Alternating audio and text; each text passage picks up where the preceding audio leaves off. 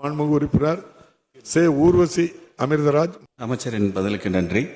அதே போல ஸ்ரீவைகுண்டம், ஏரல், கருங்குளம் ஆகிய பகுதிகளில் சுமார் 11,000 ஏக்கரில் வருடத்திற்கு 50,000 டன் வாழை விளைவிக்கப்படுகிறது.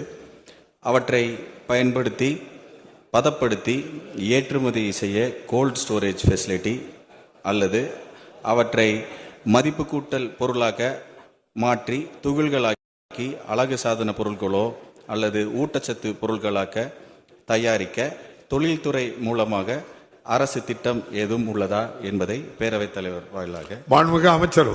நீங்க சொன்ன மாதிரி இந்த பனானா ப்ராசஸிங்க்கு நிறைய நிறுவனங்கள் கேட்டிருக்கேன். ஏற்கனவே தேனியில் ஒரு சின்ன ப்ராசஸிங் யூனிட் போறதுக்கான பேச்சுவார்த்தை நடந்து கொண்டு இருக்கிறது.